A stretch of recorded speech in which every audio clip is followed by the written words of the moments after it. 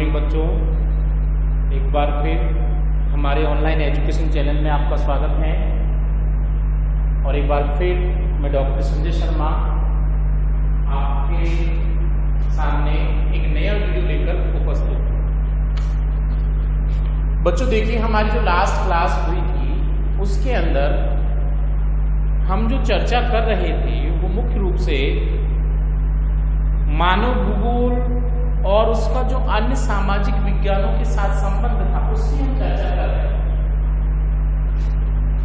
हमने उसमें देखा कि किस प्रकार से मानव भूगोल राजनीति विज्ञान से, अर्थशास्त्र से, समाजशास्त्र से, सैन्य विज्ञान से, मानव शास्त्र से, जननांकिकी से और इतिहास से संबंधित है।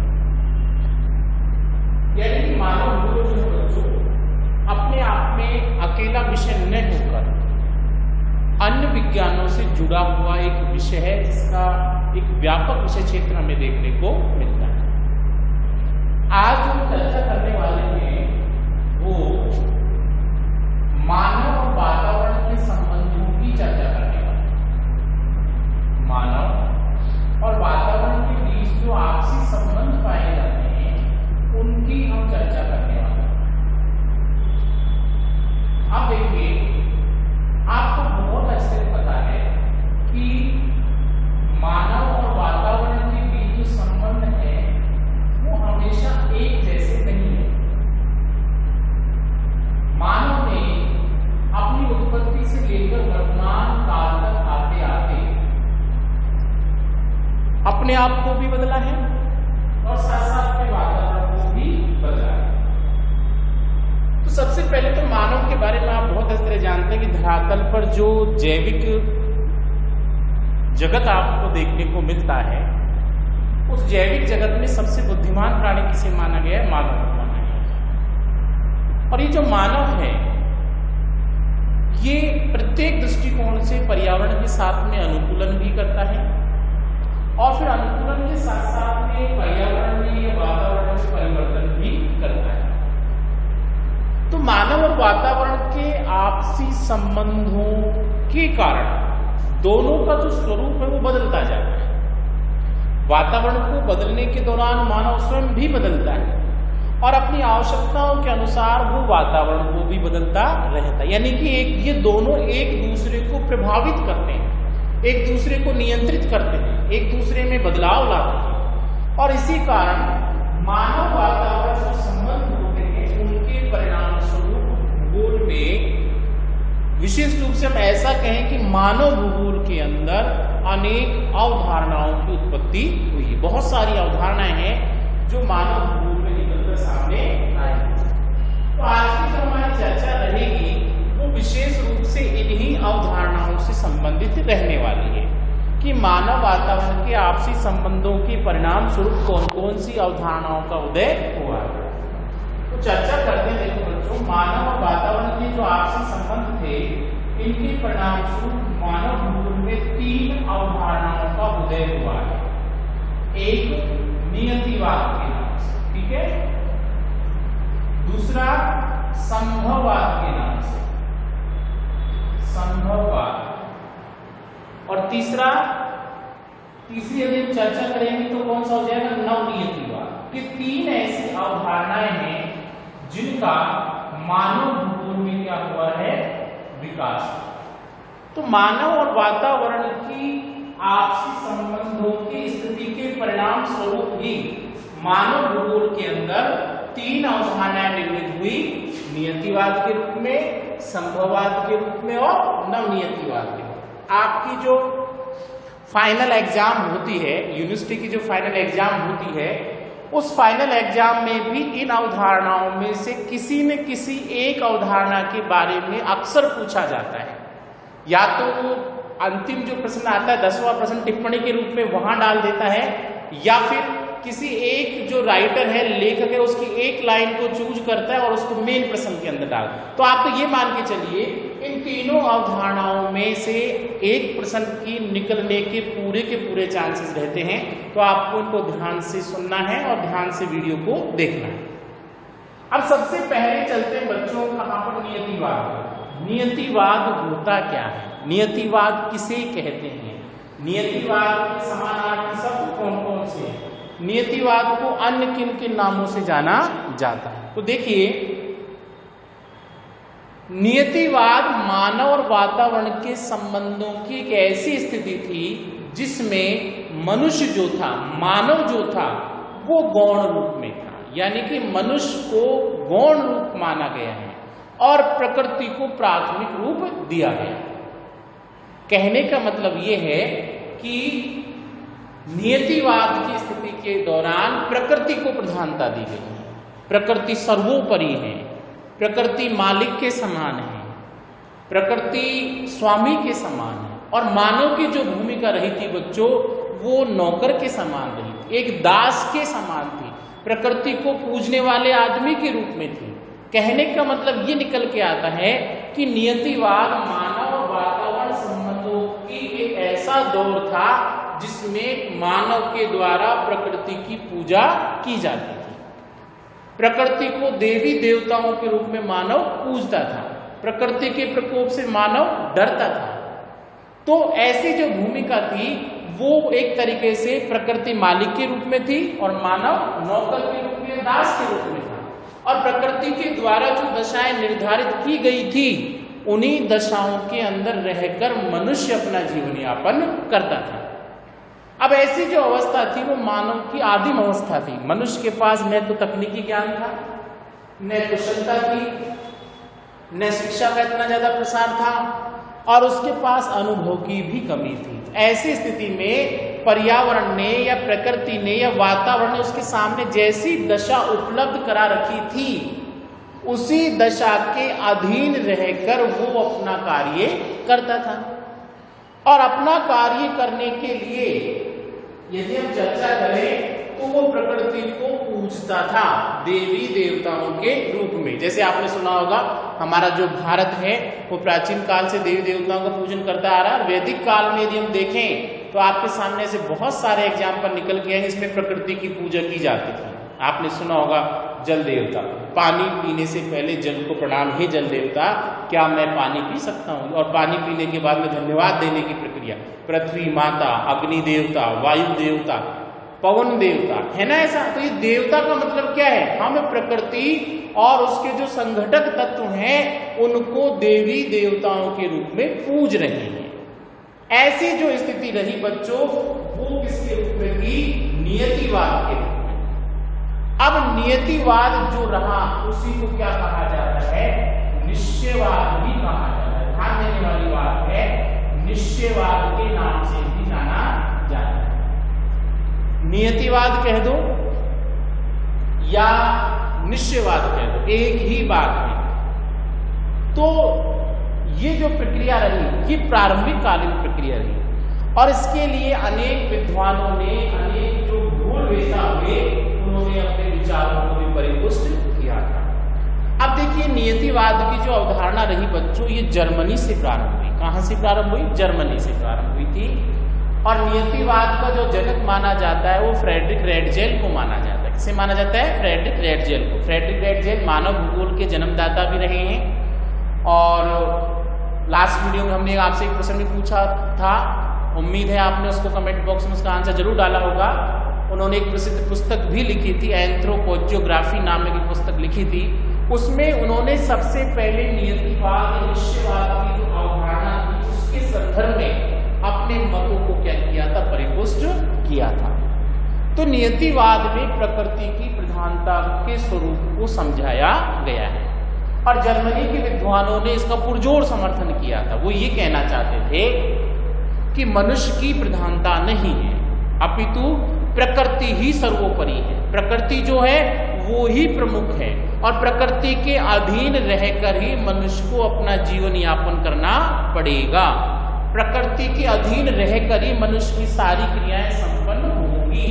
मनुष्य के निर्माण से लेकर उत्पत्ति है, खान पान है, रहन सहन है, भोजन है, आवास है, आवास सामग्री है, निर्माण सामग्री है, परिवहन मार्ग है, परिवहन के प्रारूप है। ये सारी की सारी जो दशाएं थी बच्चों, चाहे वो आर्थिक दशा हो या फिर सामाजिक दशा हो या राजनीतिक दशा हो, ये पूरी की पूरी जो जो दशाएं हैं वो पर्यावरण के द्वारा, पर्यावरण का तात्पर्य वातावरण भी होता है, प्रकृति भी कहते हैं, तो ये सारी दशाएं प्रकृति के द्वारा नियंत्रित की गई। प्रकृति मानव को अपने अधीन रखती है और मनुष्य को यदि जीवन जीना है तो उसको प्रकृति के इन सभी जो बाउंडेशन है, प्रकृति ने जो सीमाएं निर्धारित कर रखी हैं, उन सीमाओं के अधीन रहकर ही मनुष्य को अपना जीवन जीना पड़ेगा।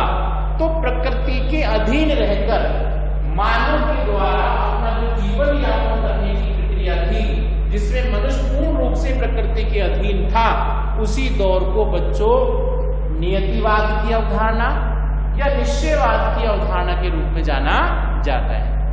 आप ऐसा भी कह सकते हैं ये मानव के विकास का प्राचीन काल था, आदिम काल था, जिसमें वो सभ्यता के दृष्टिकोण से पिछड़ा हुआ था।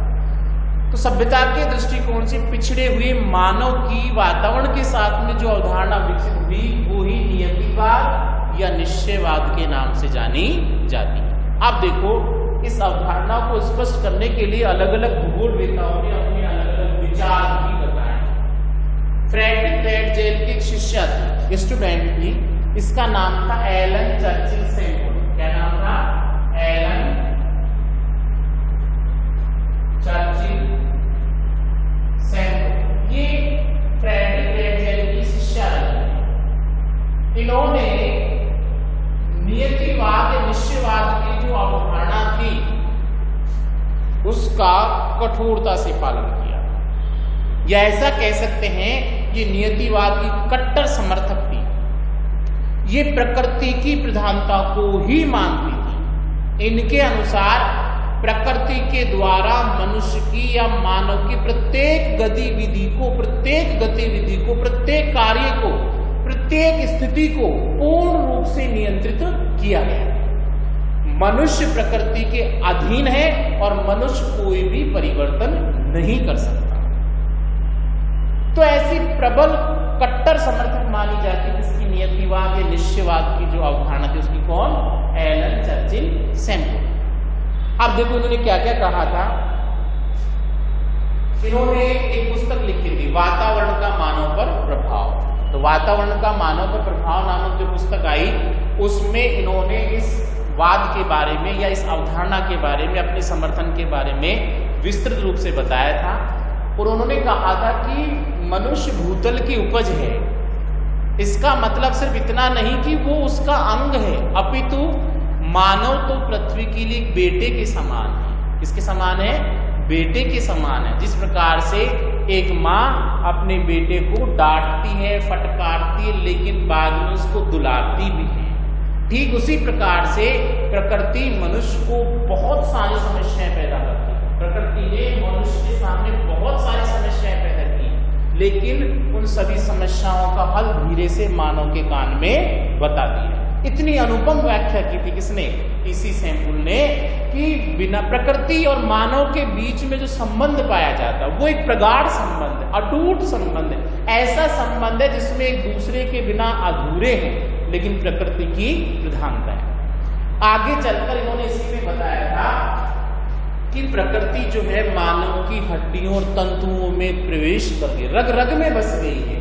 और उसको उदाहरण देते उन्होंने ये बताया कि वातावरण की जो प्रधानता है वो मनुष्य के निर्माण में भी देखने को मिलती है, मनुष्य की शारीरिक संरचना में भी देखने को मिलती है, मनुष्य के खान पान, रहन सहन, हर चीज में देखने को मिलती है। और एक उदाहरण के रूप में बताया उन्होंने कि जिस प्रकार से पहाड़ी क्षेत्रों में रहने वाले जो लोग होते हैं उनके पैर मजबूत होते हैं।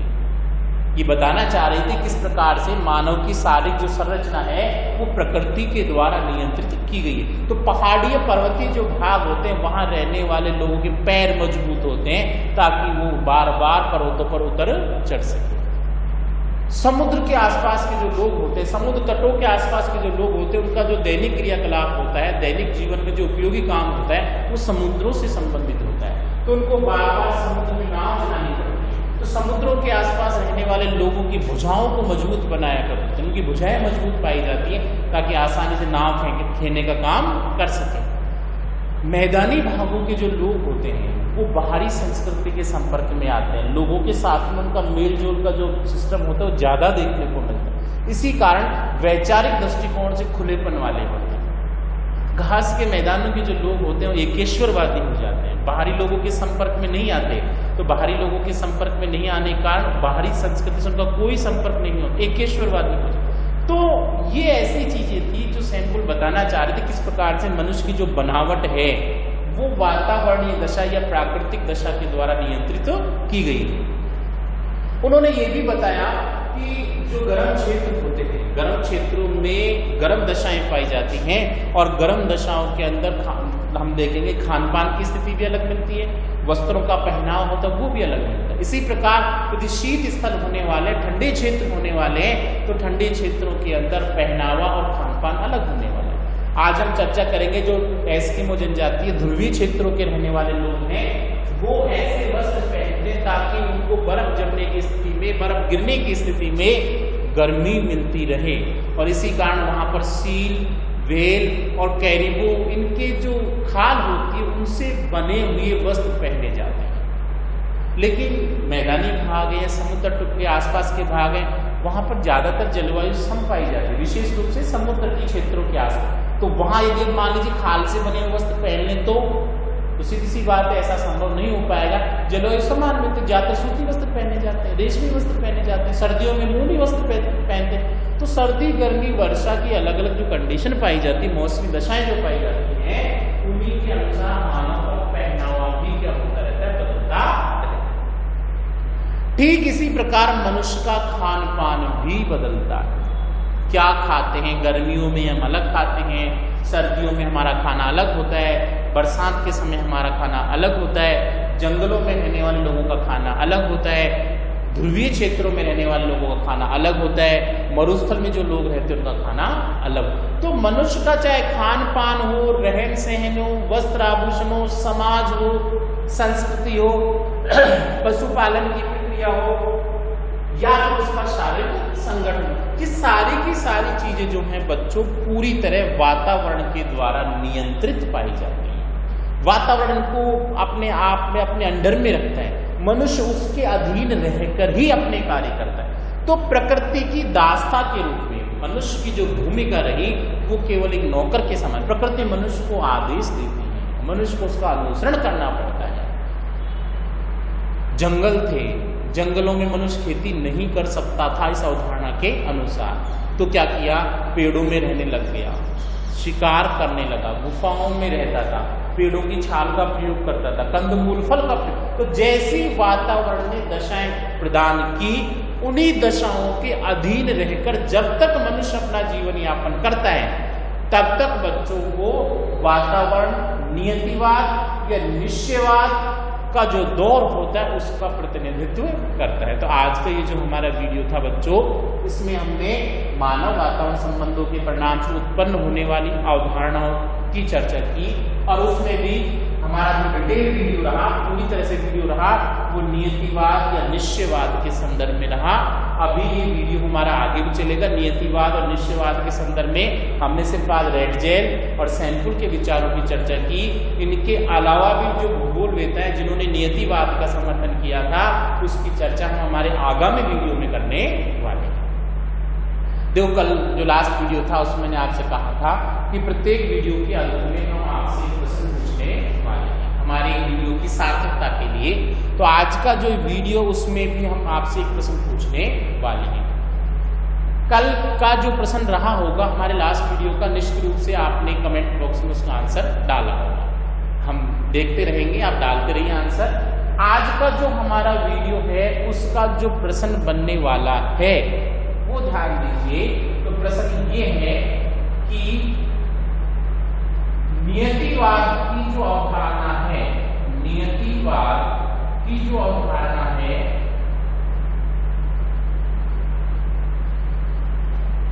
नियतिवाद की अवधारणा में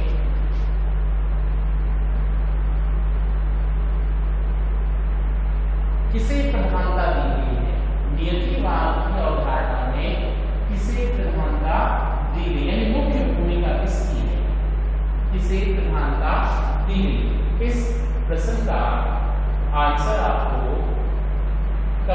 उसमें डालना है कि नियतिवाद की हमने आगे चर्चा की थी पहली अवधारणा की, नियतिवाद या निश्चयवाद की जो अवधारणा है उसमें किसी प्रधानता दी गई है। तो ये आज का हमारा प्रश्न है। तो बच्चों आज का हमारा वीडियो यही समाप्त होता है। नेक्स्ट वीडियो में हम निश्चयवाद या नियतिवाद का समर्थन करने वाले जो अन्य भूगोलवेत्ता हैं उनके विचारों की चर्चा करने वाले हैं। तो आज का हमारा वीडियो यही समाप्त होता है। धन्यवाद।